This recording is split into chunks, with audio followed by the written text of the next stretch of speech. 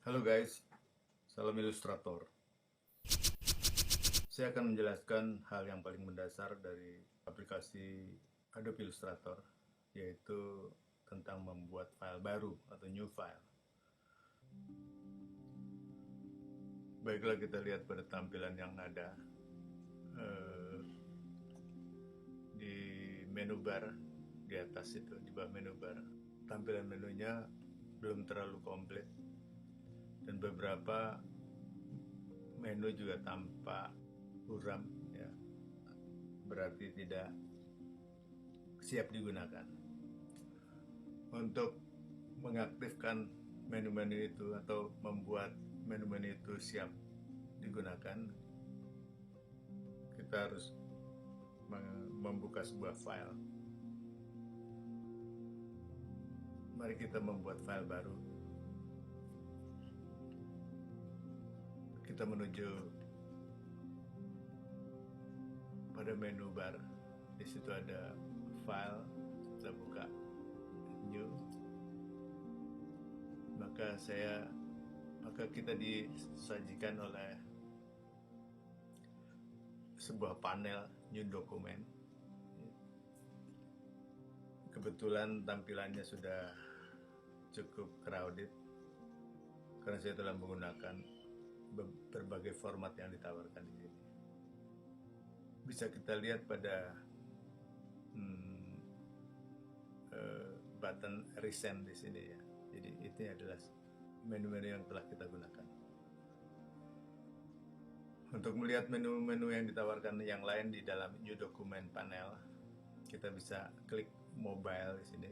Kita klik,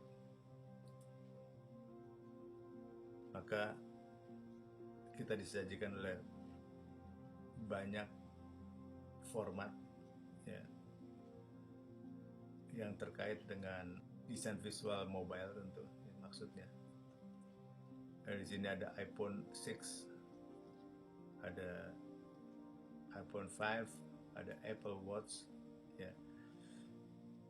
Format-format ini mungkin bisa saja kita cari di Google, tetapi Adobe Illustrator telah menyediakan beberapa di antaranya agar kita mudah menentukan ukurannya yang pasti. Jika kita pilih iPad Retina umpamanya, ya, kita klik di sini, maka kita lihat di sidebar dari panel new document ini adalah ditampilkannya ukuran yang pasti dari iPad Retina R dengan lebar 1536 pixel. Jadi satuannya pixel karena ini terkait dengan tampilan monitor. Lalu tingginya adalah 2048 dengan orientasi ke arah vertikal atau disebut portrait. Oke. Begitu juga dengan format-format yang lain di sini, ya. Nah, kalau kita klik, maka sidebarnya juga datanya berubah. Lalu kita klik web di sini, ya. Kita juga disajikan berbagai macam ukuran web, ya. Di sini ada web large yang kalau kita klik maka berukuran 1920 pixel kali 1080 pixel. Lalu ada di sini ada iMac 27. Kalau kita klik maka kita mendapatkan angka iMac 27 itu berukuran 2560 pixel kali 1440 dengan orientasi landscape atau horizontal posisinya. Lalu kita lompati dulu print, kita ke film dan video. Kita klik, di sini juga disajikan berbagai bentuk dari format HDV 720 NTSC-DV, PAL ya, berbagai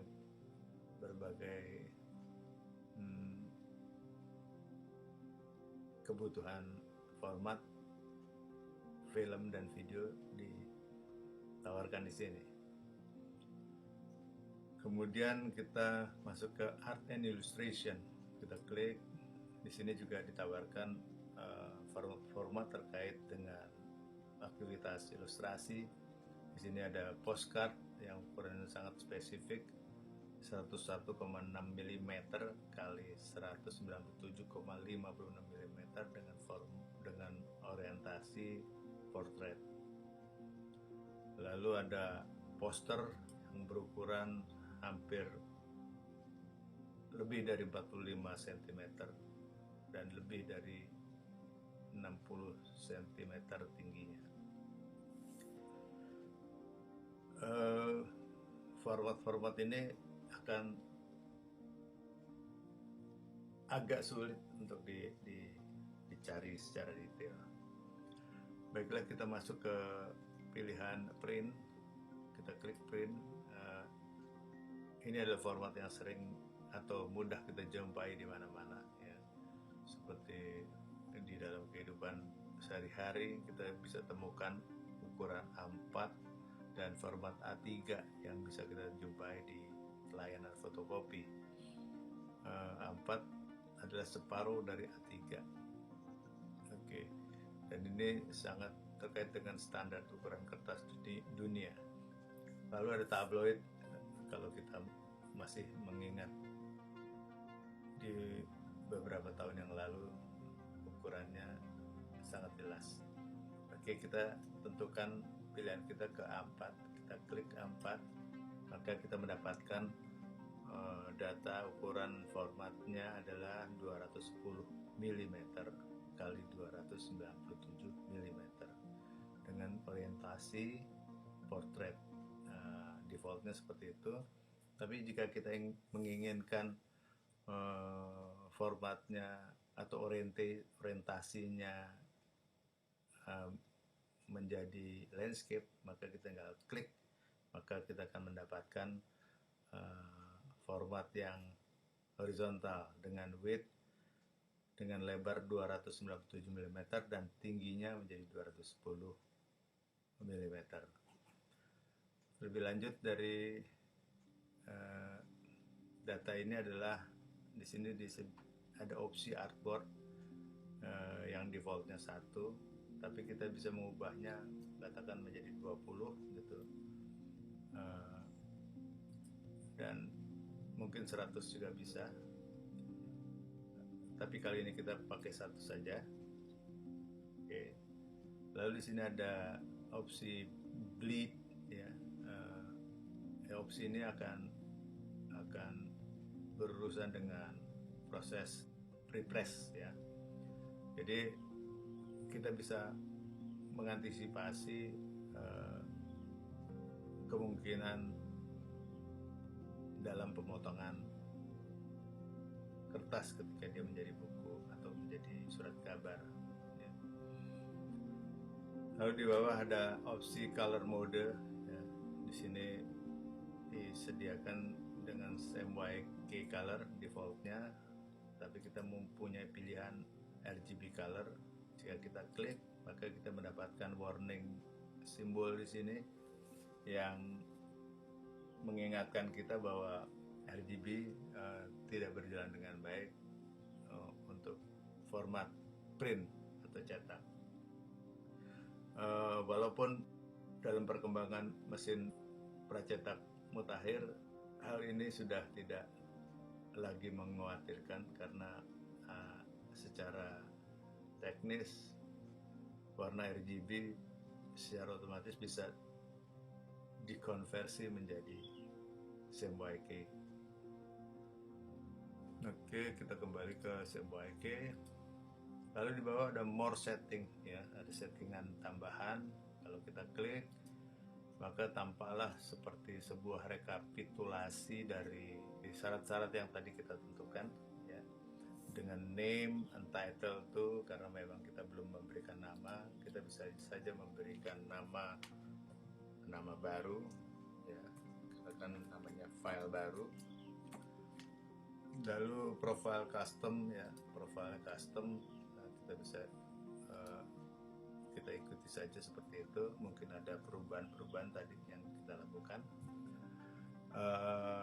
Number of artboard 1, size-nya 4 dengan width 297, height-nya 210, ya. Rupanya disebut custom karena kita mengklik orientasinya menjadi landscape. Kita kembalikan kepada portrait, kita klik, ya. Seperti itu, kita kembalikan, nggak apa-apa.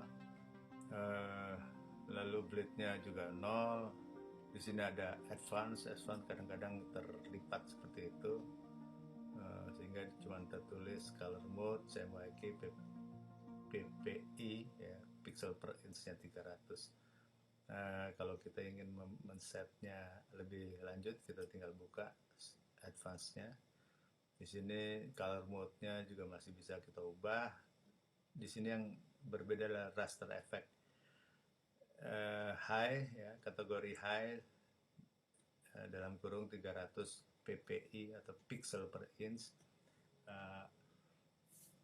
Raster effect ini sudah memenuhi syarat untuk sebuah karya grafis yang bisa dicetak dengan baik di media yang ada.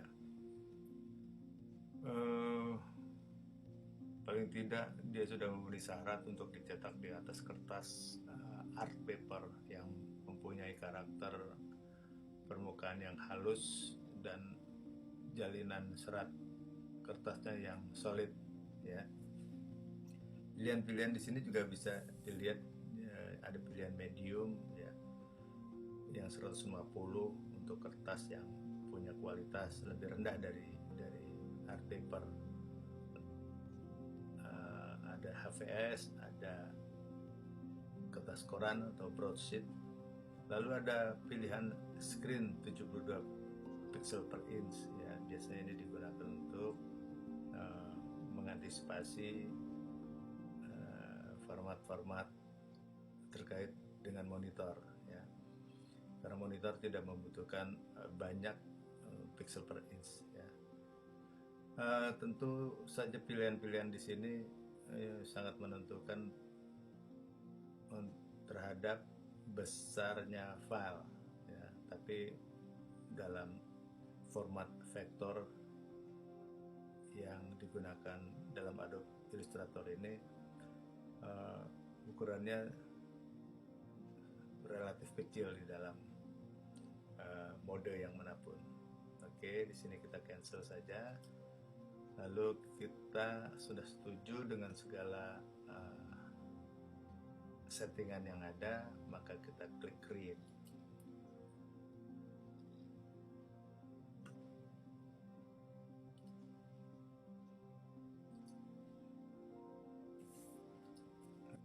Oke, demikian penjelasan saya tentang new file dan penjelasan saya tentang konfigurasi tools dari Adobe Illustrator. Klik tombol like untuk membantu saya dalam mengembangkan video tutorial ini, dan jangan lupa klik subscribe untuk mengikuti video tutorial saya yang lain. Terima kasih, ciao.